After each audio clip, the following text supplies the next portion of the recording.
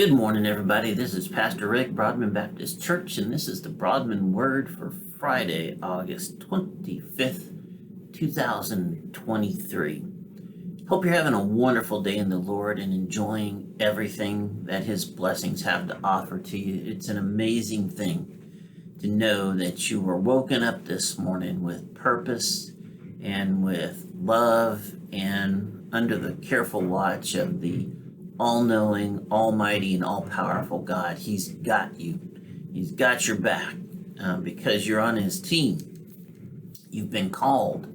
You are one of His adopted heirs, one of His adopted children, heir to the kingdom, a disciple of Jesus Christ, and living out a godly life in God's will and with God's assistance. It's an amazing thing that we have available to us to be able to live like that. If you think about it, that love and that grace, that assurance of protection is a true comfort to us. You don't have to be stressed the way that the world is stressed. You don't have to have anxiety or anger or frustration over the things that the world worries about, or let's get them all sideways in their day or even in a season or maybe as a part of their life. You don't have to do that. You don't have to live like that. You don't have to experience those things. Now, we're not oblivious to the things of life. We are people, and we are living in a sin-sick, darkened world, and it's not possible to walk through a mud pit without getting some of it on you. But what happens after that is the key. Do you come out of the mud pit clean, or do you just let some of it hang on to you, or maybe all of it hang on to you?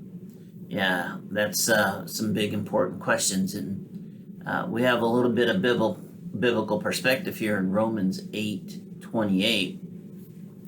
Reading from the NIV, and it says, "And we know that in all things God works for the good of those who love Him, who have been called according to His purpose." So we have assurance that if you are in fact loving God, if you have professed Jesus as your Lord and Savior, then you've been called to Him. You've been called to His kingdom. Your identity has been switched. You were in the world and dead because of the sins and transgressions of the world, and headed for an eternity separate from God. But you were called to go somewhere else, and so you've been transferred over to the kingdom of heaven. Your address is no longer a worldly address, it's a heavenly one. You are no longer subject to the penalties of the world. You are now free from the bondage of sin and slavery and darkness that exists in the world. You're now holy, meaning separate, set apart for the purposes of God. And you know that He is going to work for your good. How amazing if you were going to go through life, you're going to have people and things around you. We all need a team. Nobody can get through this thing on their own, not successfully anyway. So you want to have a team around you to handle this thing called life. And team member number one is the creator of the universe and everything in it, for the professed believer, those who love God. And so that love of God produces in us a desire to live within His will, which then enables Him to not only provide for, but protect and, bless those who have decided that this is the way to go because of the call that He put on your life, which is an amazing thing in and of itself. If you think about this, we're up to a little bit over 8 billion people, about 8.2 right now, believe it or not. And of all of those souls running around the surface of the earth, out of the hundreds of millions and billions of people, and the ones that are to come that we don't even know about yet. God looked out on all of that and decided that you were going to be on his team. He wanted to be team you, and he wanted you to be team God. And so he reached out and designated you to be called to him. And this was done before you were even a thing.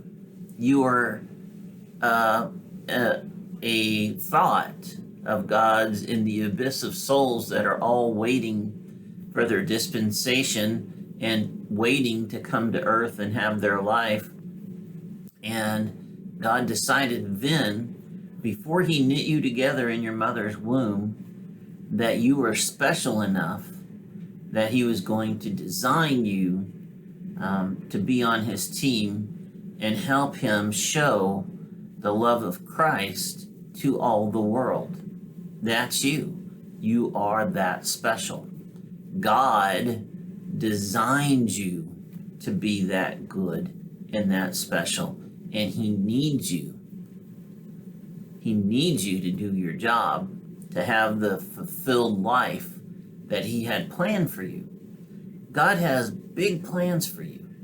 He wants to bless you beyond all imagination. But you have to first come to him in accordance with your call that you were given. And you have to decide that you are in fact going to make Jesus Christ the Lord of your life, and not let any distraction, noise, or division of today's world get in the way, or try to join Jesus on the altar of your life, or and definitely not let some other ideology or person replace him. You have to stay laser focused on Jesus, and Jesus as your guide, the Lord of your life, the will in which you wish to live, and then make plans to do that. It's not an easy thing. It's not a comfortable thing. It's not a safe thing even. But the rewards,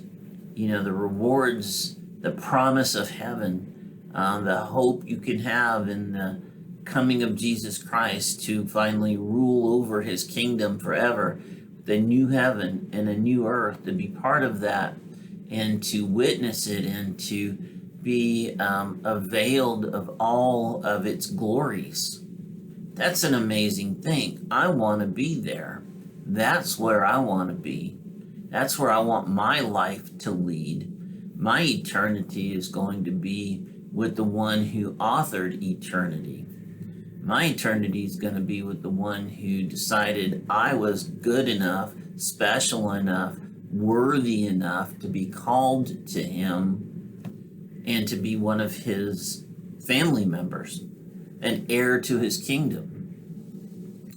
That's where I want to be. The assurances of the world, in contrast, are temporary. They come from other sinful beings, men, and they only can extend to what man can do. There's no possibility of anything beyond what you can see or possess or have or do. There's limits on it. I don't want my life to be limited. I want to see what is possible with a supernatural life, with a supernatural, all-knowing, all-loving God. That's where I feel that an individual can truly be free and can truly reach their fullest potential. Anything less than that is just going to be some construct of some man-made ideology, and it's temporary and it's going to fail. And it very well may lead to a separation from God, which we know ultimately leads to an individual spending their eternity in hell.